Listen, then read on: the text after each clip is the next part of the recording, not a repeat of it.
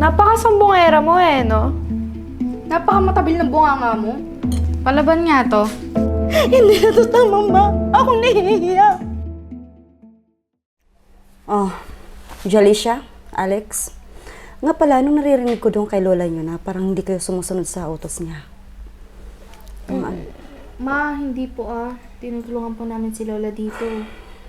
Ikaw naman, Alex. Tsaka nag-utos po kasi siya kanina. May ginagawa po ako sa school. Tinatapos ko po yung school works ko. Okay. O siya. Ngayon, alis mo na ako, ha? At susundin nyo naman ang utos ng lola nyo. Alam nyo naman, matanda na yun. Opo, ma. Alam ko naman po yun eh. Okay, sige.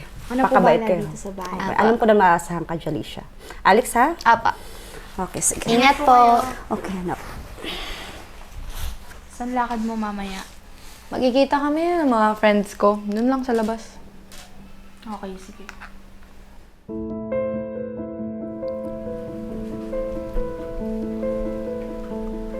Napakasumbongera mo no? Napakamatabil ng bunganga mo.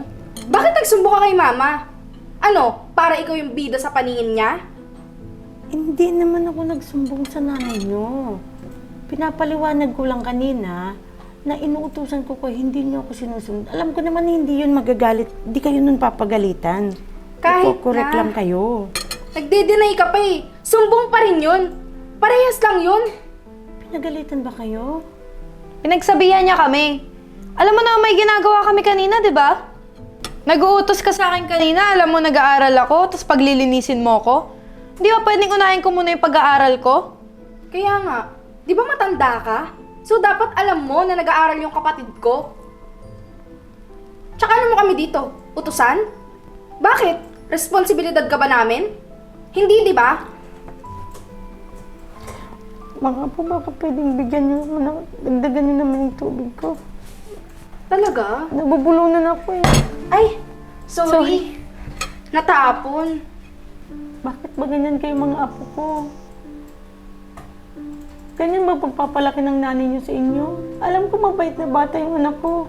Ba't wala man lang nagmana sa inyo? Huwag mo idamay si mama tungkol sa pagpapalaki sa amin. Tsaka, kami nga ng ate ko, may sarili kaming responsibilidad dito sa bahay. Dadagdag ka pa? Hindi ka namin responsibilidad. Kaya nga, di ka na nga, Alex. Sayang oras namin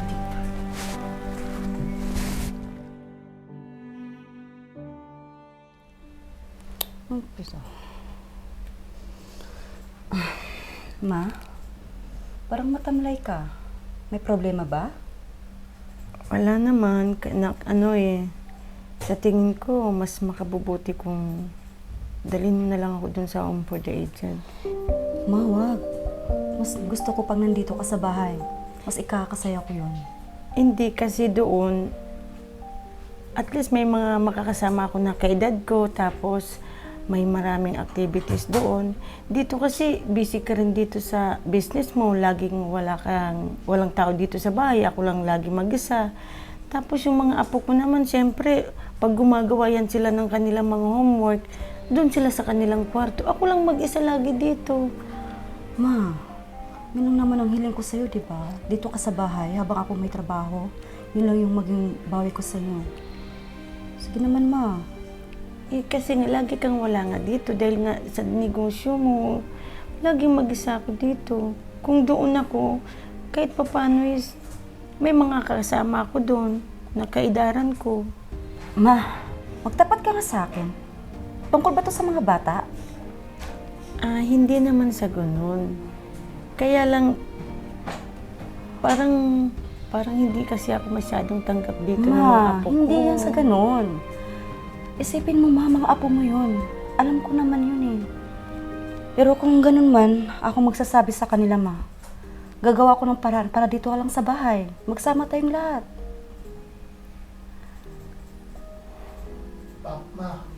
Ma, ito lang din yung huling pangako ko kay Papa nang nawala siya, na magsama tayo.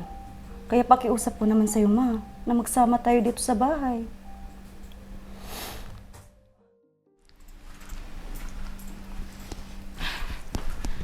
Palaban nga to. Kailangan namin bukas yan, Practice kasi kami sa sayaw eh. Palaban na lang ha. Hoy! Ano tong naririnig ko? Pati ito'y papagawa niyo kay mama? So, totoo pala, hindi niyo maayos inaasikaso si mama dito. Grabe! Ang tagal-tagal ko na dito nagtatrabaho pero ganito yung ginagawa ng mama ko. Wala kayong mga awa. Hindi niyo ba alam kung gaano naghihirap si mama sa atin nung mga bata pa kayo? Iniwan ako ng tatay niyo. Hindi ma, mas dapat sasabihin ko sa kanila to. Nung nawala si Papa, siyang bumubuhay sa atin. Kahit kayo nung bata pa kayo, wala kayong gatas, wala kayong makakain, pero si Mamang bumubuhay sa atin. Grabe. Tama na, Goldie. Ma, hindi. Mga bata. Gusto kong makasama ka kaya pero gusto kong umalis ni Mama dahil lang sa inyo. Kung makautos kayo, akala nyo ang gaganda ng ano nyo. Kung iisipin yung dalawa, si Mamang may dahilan kung bakit maganda ang buhay natin, maganda ang buhay yung dalawa. Tapos ito yung susokli nyo sa kanya. Mga walang utang kayong loob. Tama na. Hindi na to tama, Ma. Akong nahihiya. Pinapangako ko sa'yo na hindi ganito yung maging aral ng mga anak ko. Gusto ko silang turuan ng leksyon.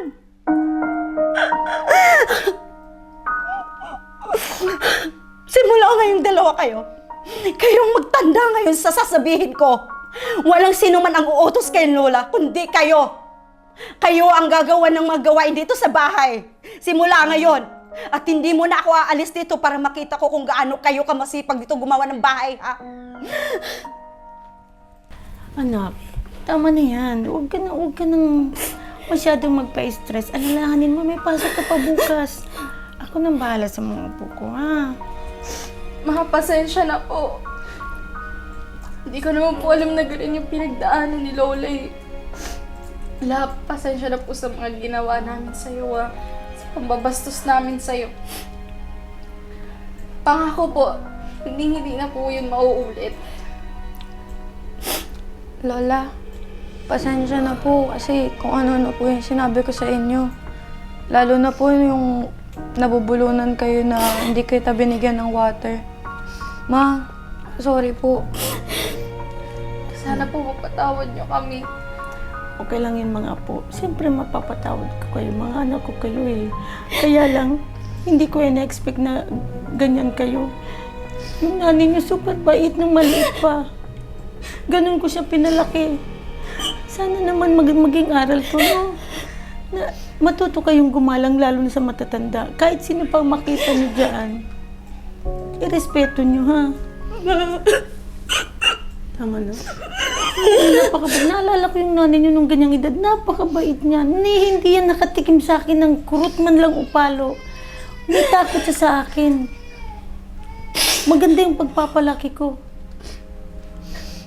Lola, ayaan niyo po kami ni ate na bumawi sa inyo.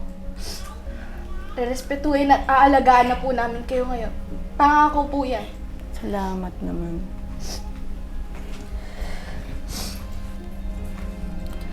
O dahil sa mababait kayong apo, ako'y mag-uutos ngayon. Magsibihis kayong dalawa at may treat ako. Araw ng pension ko ngayon, mag-ice cream tayo. Di ba, Goldie? O, di ba? Ang gaganda ng anak mo. Mababait yan eh. Okay na? Magsibihis na kayo. Aalis tayo ngayon.